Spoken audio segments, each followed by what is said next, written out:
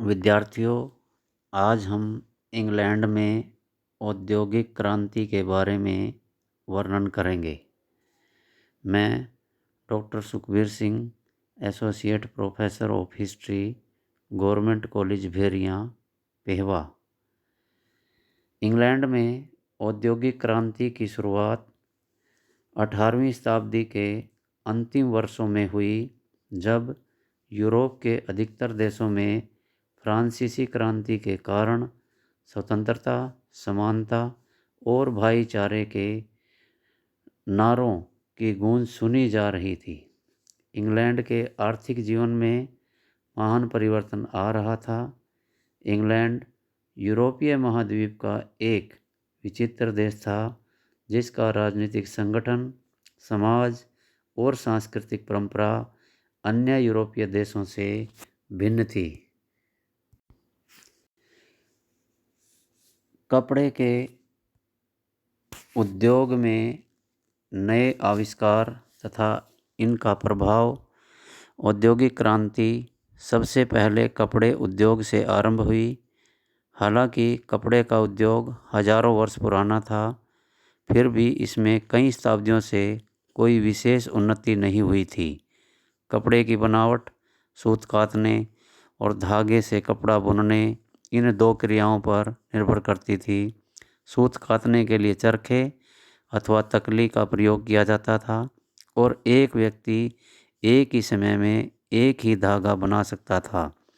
1764 ईस्वी में लंकाशायर के एक जुलाहे जेम्स हारग्रीव्स ने स्पिनिंग जेनी नामक एक मशीन बनाई, जिससे एक साथ 8 अथवा 10 धागे तैयार किए जा सकते थे।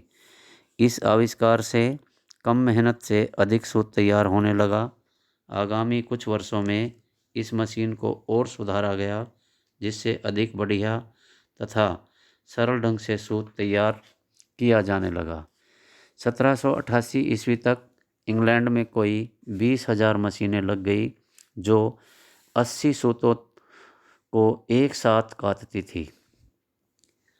1769 ईस्वी में प्रेस्टन के रिचर्ड आर्कराइट ने, जो पेशे से एक नाई था, वाटर फ्रेम नामक एक मशीन ईजाद की, जो पानी से चलती थी। इससे अधिक तथा बढ़िया धागा बनाया जा सकता था। आर्कराइट ने इस मशीन का बहुत लाभ उठाया तथा कुछ ही वर्षों में कई कारखानों का मालिक बन गया। 1779 ईस्वी में क्रॉम्पटन ने आर्कराइट तथा हारग्रीव्स की मशीनों को मिलाकर म्यूल नामक पानी से चलने वाली एक मशीन बनाई, जिससे बड़ी तेज़ी से कताई की जा सकती थी। यह मशीन अति उपयोगी सिद्ध हुई तथा 1812 ईस्वी तक इंग्लैंड के सैकड़ों कारखानों में 5 लाख म्यूल नामक मशीनों का प्रयोग होने लगा। कताई की इन मशीनों के साथ साथ बुनाई की भी अनेक मशीनें ईजाद की गई। 1773 में जॉन के ने फ्लाइंग स्टल नामक मशीन का आविष्कार किया, जिससे बड़ी तेज़ी तथा सफाई से पर्याप्त चौड़ाई का कपड़ा तैयार किया जा सकता था। जब कताई की अनेक मशीनों के फलस्वरूप काफ़ी मात्रा में धागा बनने लगा, तो कार्टराइट ने कपड़ा बुनने की पावर लूम नामक मशीन की ईजाद की, जो पानी से चलती थी, जिसे एक बच्चा भी आसानी से चला सकता था। इस मशीन के लिए किसी विशेष कारीगर की भी ज़रूरत नहीं थी तथा इससे बड़ी तेज़ी से कताई तथा बुनाई की जा सकती थी। 1793 ईस्वी में अमेरिका के एली व्हिटने ने कॉटन जिन नामक मशीन तैयार की, जिससे कताई से पूर्व कपास में से बिनोलों को बड़ी तेज़ी से अलग किया जा सकता था। इस मशीन की ईजाद ने कपड़े के उद्योग के विकास में महत्वपूर्ण योगदान दिया। भाप शक्ति का प्रयोग। औद्योगिक क्षेत्र में क्रांति लाने का महत्वपूर्ण कारण पानी के स्थान पर भाप शक्ति के प्रयोग का आरंभ हुआ।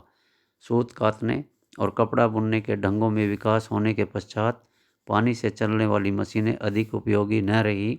मशीनों को तेज़ी से चलाने के लिए किसी जोरदार शक्ति की आवश्यकता अनुभव होने लगी। परिणामस्वरूप भाप शक्ति का आविष्कार हुआ। 1705 ईस्वी में थॉमस न्यू कॉमन नामक एक लोहार ने प्रथम भाप शक्ति से चलने वाला इंजन तैयार किया, लेकिन इसकी बनावट बड़ी बेकार थी। इस इंजन को सुधारने की आवश्यकता महसूस की जाने लगी और जेम्स वाट ने इस कार्य को पूरा किया। उसने 1769 ईस्वी में एक नए भाप इंजन का निर्माण किया जो अधिक उपयोगी, किफ़ायती तथा व्यावहारिक था। भाप शक्ति से चलने वाले इस इंजन के निर्माण से एक नए युग का आगमन हुआ, जिसे भाप शक्ति का युग कहते हैं। इस क्रांतिकारी भाप शक्ति को पहले खानों में प्रयोग किया तथा बाद में इसका प्रयोग कपड़े के उद्योग में शुरू हुआ। कोयला तथा लोहे की बढ़ती हुई मांग को पूरा करने के लिए खानों से वैज्ञानिक ढंग से भारी मात्रा में धातुओं को निकाला जाने लगा। 1783 में जेम्स वाट ने एक ऐसा भाप हथौड़ा तैयार किया जो 1 मिनट में 300 बार चोट मार सकता था।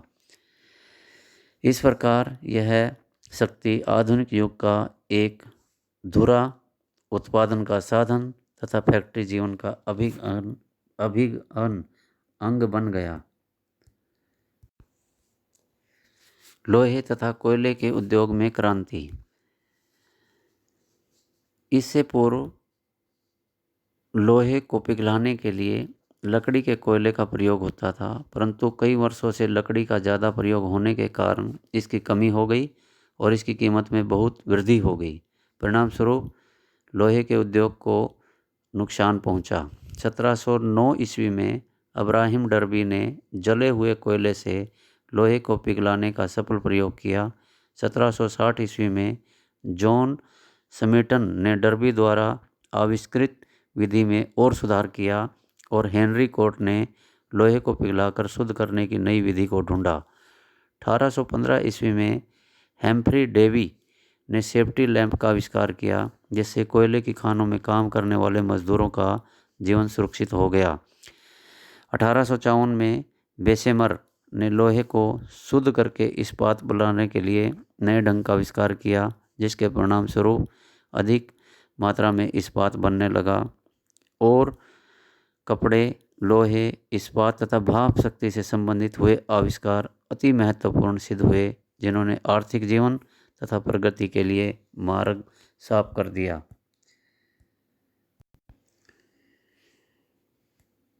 यातायात एवं संचार के साधनों का विकास। इसकी शुरुआत जॉन मेटकाफ, इंग्लैंड का पहला व्यक्ति था जिसने तारकोल तथा छोटे पत्थरों का प्रयोग करके नई एवं उत्तम ढंग की सड़कों के निर्माण की विधि ईजाद करी। हालांकि मेटकाफ बचपन से अंधा था, फिर भी वह एक उच्च कोटि का तैराक, घुड़सवार, शिकारी और व्यापारी था। उसे इंग्लैंड की भद्दी एवं उबड़ खाबड़ सड़कें देखकर बहुत दुख हुआ, इसलिए उसने नया रूप देने का निश्चय किया। सड़कों की दुर्दशा के कारण उसने एक बार बग्गी पर बैठकर जाने से इनकार कर दिया था। मेटकाफ के पश्चात स्कॉटलैंड के इंजीनियर मैकडम तथा थॉमस टेलफोर्ड ने सड़कों को पक्का एवं बराबर करने में महत्वपूर्ण योगदान दिया। टेलफोर्ड की सड़क निर्माण संबंधी योग्यता से प्रभावित होकर स्वीडन तथा पोलैंड की सरकारों ने भी उसकी सेवाएं प्राप्त की। सड़कों के निर्माण के उत्पादन खर्च को कम कर दिया तथा मूल्य में कटौती कर दी। इन्होंने लंदन को, जहां राष्ट्र का आर्थिक दिमाग रहता था, वेल्स, मिडलैंड तथा उत्तर में परिसरमियों से जोड़ दिया। पक्की सड़कें बनने से न केवल मुसाफरी आवाजाही तेज एवं सस्ती हो गई, बल्कि डाक तथा तार सेवाओं में भी क्रांतिकारी परिवर्तन आया। इसके अलावा फ्रांस यूरोप का पहला देश था जहां मुख्य नदियों को नहरों से जोड़ने का कार्य शुरू हुआ, लेकिन इंग्लैंड नहरों के निर्माण के क्षेत्र में शीघ्र ही फ्रांस को पीछे छोड़ गया। इंग्लैंड में ड्यूक ऑफ ब्रिजवाटर तथा जेम्स ब्रिंडले नामक 2 इंजीनियरों ने आधुनिक ढंग से नहरों के निर्माण में महत्वपूर्ण भूमिका निभाई और इन्होंने इंग्लैंड के मैनचेस्टर तथा लिवरपूल के नगरों को 28 मील लंबी नहर से जोड़ा। इसके परिणाम स्वरूप दोनों नगरों के बीच की दूरी बहुत कम हो गई। इस काल की सबसे उपयोगी तथा अद्भुत इजाद 1815 ईस्वी में इंग्लैंड के कोयले की खान में काम करने वाले एक मजदूर के पुत्र जॉर्ज स्टीफनसन द्वारा भाप शक्ति से चलने वाले रेल इंजन का आविष्कार भी माना गया। जॉर्ज स्टीफनसन ने इंग्लैंड तथा महाद्वीप के अन्य देशों में रेल व्यवस्था के विकास में प्रभावशाली भूमिका निभाई। उसकी मृत्यु के बाद उसके पुत्र रॉबर्ट ने इंग्लैंड में रेलों के विकास कार्य को जारी रखा। बिजली का आविष्कार हो जाने से संचार साधनों के रूप में जो तेजी आई, उससे अद्भुत विकास हुआ। 1876 ईस्वी में बेल द्वारा दूरभाष तथा बेतार के आविष्कारों के परिणाम स्वरूप यातायात एवं संचार के साधनों में क्रांतिकारी परिवर्तन आया। इन कारणों से औद्योगिक क्रांति इंग्लैंड तथा अन्य देशों के अंदर बेल्जियम, जर्मनी, फ्रांस, इटली, रूस आदि में फैल गई और इसके अनेक प्रभाव पड़े। औद्योगिक क्रांति के प्रभाव। औद्योगिक क्रांति यूरोप के इतिहास की एक महत्वपूर्ण घटना मानी गई है। रैमजे म्योर ने इसे एक शक्तिशाली एवं शांतिमय परिवर्तन कहा है। विश्व के इतिहास में किसी भी एक घटना ने मानवीय जीवन पर इतना प्रभाव नहीं डाला जितना कि इस क्रांति ने। कारखानों की स्थापना से वस्तुओं का उत्पादन मशीनों से बड़ी तेज गति के साथ होने लगा। घरों की अपेक्षा अब वस्तुओं का निर्माण बड़े पैमाने पर कारखानों में होने लगा। ज्यों ज्यों वस्तुओं की मांग बढ़ती गई, त्यों त्यों कारखानों की गिनती में भी वृद्धि होने लगी। राष्ट्रीय आय में वृद्धि हुई। वस्तुओं के उत्पादन से राष्ट्रीय के आय के अंदर वृद्धि हुई। इससे विभिन्न देशों की आमदनी बढ़ गई, क्योंकि व्यापारिक वस्तुओं पर कर तथा निर्यात किए गए तैयार माल पर लगाए गए सीमा कर से सरकार को अधिक मात्रा में आमदनी होने लगी। इसी औद्योगिक क्रांति के कारण हुई आय में वृद्धि से इंग्लैंड नेपोलियन विरोधी युद्धों का सफलतापूर्वक सामना करने में भी सफल हुआ। लघु उद्योगों का अंत। मशीनों से निर्मित वस्तुएं घरों में बनाई गई वस्तुओं से अधिक सुंदर, सस्ती और जल्दी तैयार होने लगी। घरों में हस्त निर्मित माल मशीनों द्वारा तैयार किए गए माल का मुकाबला न कर सका। परिणाम स्वरूप गृह उद्योगों द्वारा निर्मित वस्तुओं की मांग कम होने लगी और धीरे धीरे इन उद्योगों का अंत हो गया। बेकारी की समस्या। गृह उद्योगों के नष्ट हो जाने से अधिकांश उद्योग बेकार हो गए। कृषि कार्य में मशीनों का प्रयोग होने से हजारों कृषि मजदूर पहले ही बेकार हो चुके थे। यद्यपि इन बेकार मजदूरों में से अधिकांश को शहरों के कारखानों में काम मिल गया, फिर भी बेकारी की समस्या का अंत नहीं हुआ। कारखानों में भी एक एक मशीन से कई कई मजदूरों का काम लिया जा सकता था। इसके अतिरिक्त स्त्रियों तथा बच्चों के अधिक संख्या में फैक्ट्रियों में लगाने से पुरुष मजदूरों की मांग में कमी हो गई। बेकारी की इस समस्या ने अनेक सामाजिक तथा राजनीतिक कठिनाइयों को जन्म दिया। व्यापार और कृषि में उन्नति। औद्योगिक क्रांति से वस्तुओं का उत्पादन बड़े पैमाने पर होने लगा, जिससे विभिन्न देशों में आंतरिक व्यापार का विकास हुआ। छोटे बड़े सभी यूरोपीय देशों ने अपनी आवश्यकता से अधिक वस्तुओं का निर्माण करके यूरोप से बाहर के देशों में भेजनी आरंभ कर दी। परिणाम स्वरूप अंतर्राष्ट्रीय व्यापार में उन्नति हुई। 1788 ईस्वी से 1803 ईस्वी के 15 वर्षों में इंग्लैंड का कपास का व्यापार 3 गुना हो गया। 1830 ईस्वी से 1880 ईस्वी के यूरोपीय व्यापार में 800% की वृद्धि हुई। इस प्रकार औद्योगिक क्रांति ने कृषि के विकास में भी महत्वपूर्ण योगदान दिया। व्यापार और कृषि में उन्नति।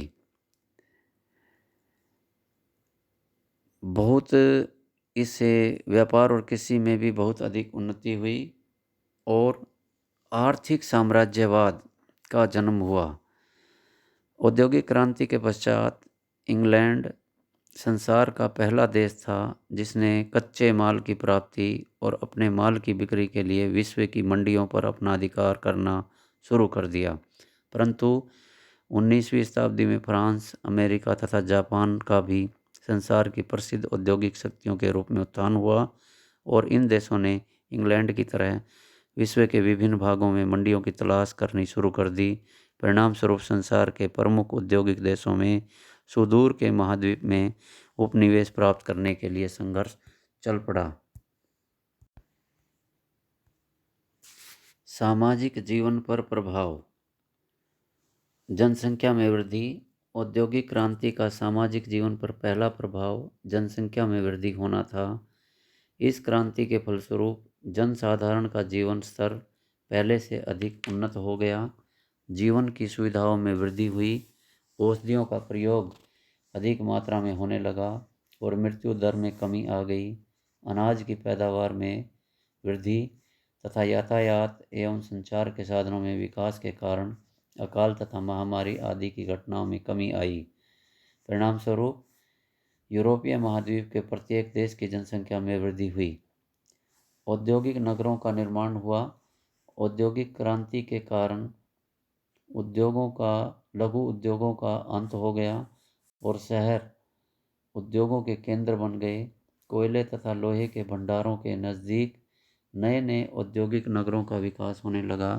उदाहरण स्वरूप इंग्लैंड में मैनचेस्टर, लंकाशायर, लिवरपूल आदि बड़े बड़े औद्योगिक नगरों की स्थापना हुई।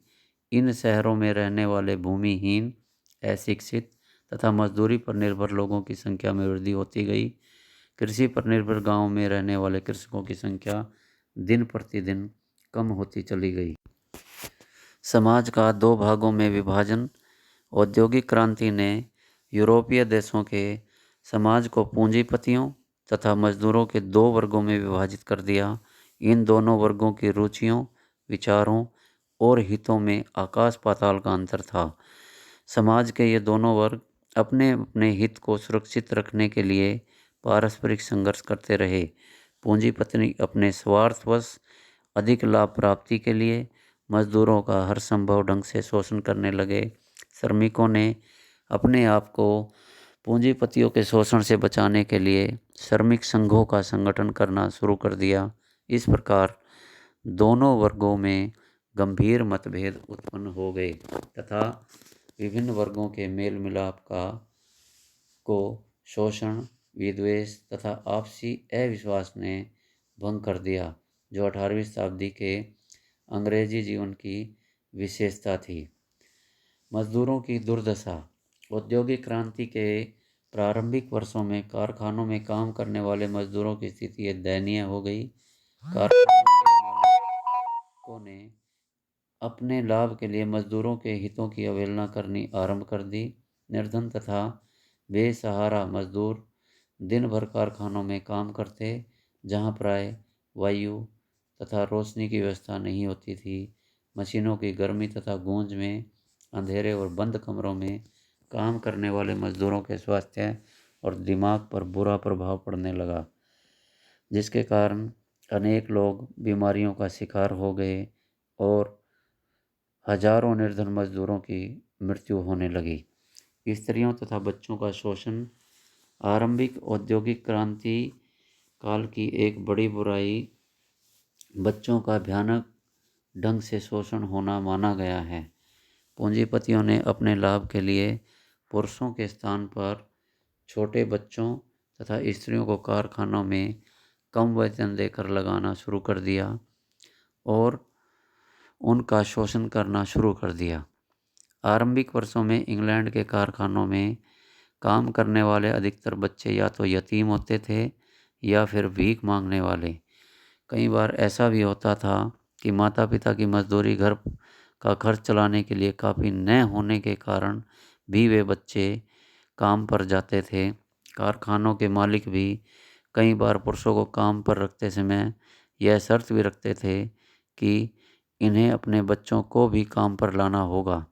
1830 से 40 ईस्वी के दौरान इंग्लैंड की सूती कपड़े की मिलों में केवल 25 से 30% मजदूर ही 18 वर्ष की आयु के थे। बाकी शेष सभी बच्चे एवं स्त्रियां ही काम करते थे। कारखानों के गंदे तथा दूषित वातावरण में काम करने वाले इन मासूम बच्चों तथा बेसहारा स्त्रियों की स्थिति कैदियों तथा अपराधियों जैसी होती थी, जिस कारण से इन दोनों का, स्त्रियों और बच्चों का, शोषण हुआ। काम करने के अधिक घंटे तथा कम वेतन। कारखानों के निर्माण तथा बड़ी बड़ी मशीनों पर पूंजी लगाने से पूंजीपतियों के खर्चों में भारी वृद्धि हो गई, जिसके फलस्वरूप उन्होंने मजदूरों से अधिक काम लेना तथा उन्हें कम से कम वेतन देना आरंभ कर दिया। गरीब एवं लाचार मजदूरों को अपनी छुट्टियों, त्योहारों तथा सुखों का त्याग करके प्रतिदिन 14 से 16 घंटों तथा कारखानों में के गंदे वातावरण में काम करना पड़ता था, जिस कारण से उनकी हालत खराब होने लगी और उनका बहुत अधिक शोषण होने लगा। अधिक काम लेने के बावजूद मजदूरों को बहुत कम वेतन दिया जाता था, जो उनके 2 समय के भोजन के लिए भी काफ़ी नहीं था। 1819 ईस्वी के एक सरकारी दस्तावेज के अनुसार काववेंट्री के रेशमी कपड़ा बनाने वाले एक निपुण मजदूर को 96 घंटे प्रति सप्ताह काम करना पड़ता था और उसको अधिक से अधिक केवल 10 शिलिंग ही पैसा दिया जाता था।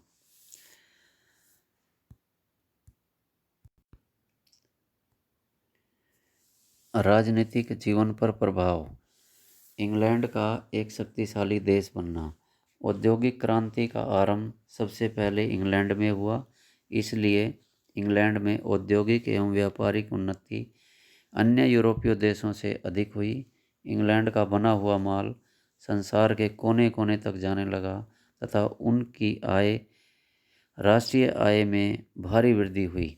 इंग्लैंड के अधीन उपनिवेशों की संख्या दिन प्रतिदिन बढ़ने लगी। इस प्रकार इंग्लैंड एक अति धनी एवं शक्तिशाली देश बन गया। इंग्लैंड यूरोपीय महाद्वीप का एक ऐसा देश था जिसने 2 दशकों से भी अधिक समय तक फ्रांस से युद्ध जारी रखे तथा अन्य देशों की भांति नेपोलियन के आगे घुटने नहीं टेके। इंग्लैंड को इन युद्धों का मुकाबला करने की यह शक्ति औद्योगिक विकास से ही प्राप्त हुई। इस संबंध में यह कहना ठीक है कि वे चट्टानें जिन्होंने नेपोलियन के साम्राज्य रूपी विमान को चूर चूर कर दिया, यॉर्कशायर पर तथा लंकाशायर की चिमनियां ही थी। मध्य वर्ग की शक्ति का उदय। औद्योगिक विकास के कारण उद्योगपति, व्यापारी, खानों के मालिक तथा ठेकेदार आदि इतने अमीर हो गए कि राजनीतिक जीवन पर इस श्रेणी का प्रभुत्व स्थापित होने लगा। इस वर्ग को प्राय मध्य वर्ग पुकारा जाता है। धीरे धीरे इस वर्ग को राजनीतिक शक्ति प्राप्त होने लगी। इंग्लैंड तथा फ्रांस आदि देशों में इस वर्ग को सरकारी संरक्षण प्राप्त होने लगा। संसदीय सुधारों की मांग। औद्योगिक क्रांति ने राजनीतिक जीवन में कई प्रकार की समस्याएं उत्पन्न कर दी। औद्योगिक विकास के कारण कई नए नगरों का निर्माण हुआ और पुराने नगर लगभग उजड़ गए। नए नगरों की जनसंख्या में बहुत वृद्धि होती गई, परंतु इन नगरों को संसद में प्रतिनिधित्व प्राप्त नहीं था। परिणाम स्वरूप संसदीय सुधारों की मांग बल पकड़ने लगी। श्रमिक वर्ग का राजनीतिक शक्ति के रूप में उत्थान। औद्योगिक विकास से श्रमिक वर्ग का राजनीतिक शक्ति के रूप में जन्म हुआ। हालांकि मजदूरों को बहुसंख्या निर्धन एवं अशिक्षित ही थी, फिर भी उनकी दुर्दशा तथा पूंजीपतियों द्वारा शोषण ने उनमें जागृति उत्पन्न कर दी। श्रमिक संघों का निर्माण हुआ और धीरे धीरे ये संघ शक्तिशाली होते गए। इन संघों ने श्रमिकों की भलाई के लिए सरकार के विरुद्ध आंदोलन एवं प्रदर्शन करने शुरू कर दिए। कई देशों में राजनीतिक पार्टियों ने मजदूरों की मांगों का समर्थन करते हुए मजदूर वर्ग का सहयोग प्राप्त किया। इंग्लैंड में लेबर दल की स्थापना हुई और धीरे धीरे राजनीतिक शक्ति उच्च वर्ग के हाथों से निकलकर मध्यम वर्ग तक और मजदूर वर्ग तक आ गई। नए राजनीतिक सिद्धांतों का जन्म। औद्योगिक क्रांति के कारण कई प्रकार की नई राजनीतिक विचारधाराओं ने जन्म लिया। श्रमिक वर्ग का पूंजीपतियों द्वारा शोषण देखकर अनेक विद्वानों एवं दार्शनिकों ने अपनी रचनाओं में साधारण वर्ग की स्थिति को सुधारने पर बल दिया। Robert Owen, Louis Blanc, Saint Simon और कार्ल मार्क्स जैसे सुधारकों ने श्रमिक वर्ग को उद्योगपतियों के शोषण से बचाने के लिए समाजवाद का प्रचार किया। विनाशकारी शस्त्रों के लिए दौड़। औद्योगिक क्रांति के विकास से विभिन्न देशों की सैनिक शक्ति औद्योगिक विकास पर निर्भर हो गई। औद्योगिक दृष्टि से विकसित देश अधिक धनी होने के कारण सैनिक दृष्टि से भी अधिक बलवान हो गए। उन्होंने नए ढंगों से अन्य देशों से बढ़िया और अधिक मात्रा में शस्त्र तैयार करने शुरू कर दिए। इंग्लैंड, फ्रांस, जर्मनी और अमेरिका में ज्यों ज्यों औद्योगिक विकास होता गया त्यों त्यों ये देश सैनिक श्रेष्ठता भी प्राप्त करते गए। विश्व के प्रमुख देशों में अधिक से अधिक विनाशकारी शस्त्रों का निर्माण करने और सैनिक श्रेष्ठता प्राप्त करने की एक ऐसी दौड़ शुरू हुई जो विश्व के 2 महान युद्धों का मूल कारण सिद्ध हुई। सांस्कृतिक एवं बौद्धिक जीवन पर प्रभाव।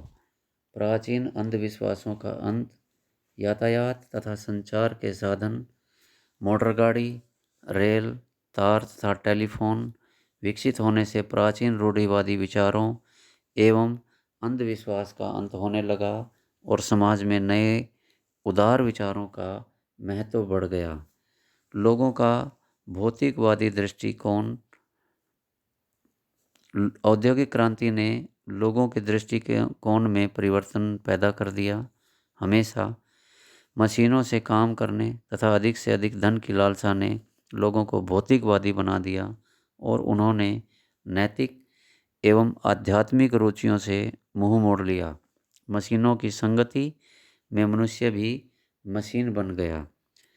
औद्योगिक क्रांति ने साहित्यिक विकास में भी योगदान दिया।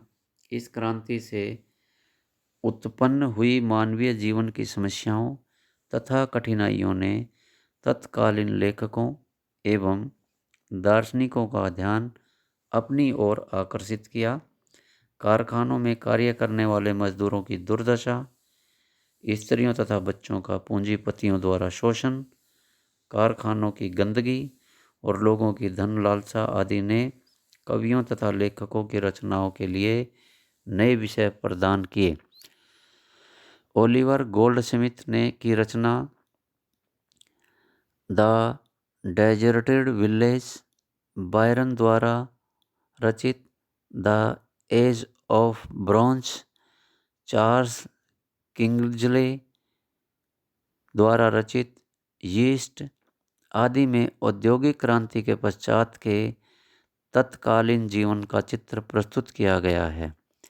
19वीं शताब्दी के चार्ल्स डिकेंस और थैकरे आदि सुविख्यात उपन्यासकारों ने अपने उपन्यासों में निम्न वर्ग की दयनीय स्थिति और उच्च वर्ग के थोथे अभिमान पर रोशनी डाली है। प्रसिद्ध रूसी लेखक टोल्स्टॉय ने अपनी रचनाओं के माध्यम से दबी कुचली जनता की दयनीय अवस्था का मार्मिक चित्रण किया है। विज्ञान एवं तकनीकी का विकास। औद्योगिक क्रांति ने विज्ञान एवं तकनीकी ज्ञान में नवीन खोजों को प्रोत्साहित किया। ज्यों ज्यों औद्योगिक विकास होता गया त्यों त्यों वैज्ञानिकों तथा इंजीनियरों की मांग में वृद्धि होती गई। तकनीकी शिक्षा का महत्व भी बढ़ता गया और उद्योग की पेचीदा समस्याओं के समाधान के लिए प्रयोगशालाओं की स्थापना होने लगी। इन प्रयोगशालाओं में हजारों वैज्ञानिकों ने विभिन्न विषयों पर खोज करनी शुरू कर दी, जिसके परिणाम स्वरूप विभिन्न देशों में विज्ञान तथा तकनीकी की शिक्षा का विकास हुआ। इस प्रकार से औद्योगिक क्रांति ने मानव के जीवन को चेंज करने में महत्वपूर्ण भूमिका निभाई। ये था आज का हमारा लेक्चर जो औद्योगिक क्रांति के प्रभावों को दर्शाता है, जिसने मनुष्य के जीवन को चेंज करने में महत्वपूर्ण भूमिका अदा की है। धन्यवाद।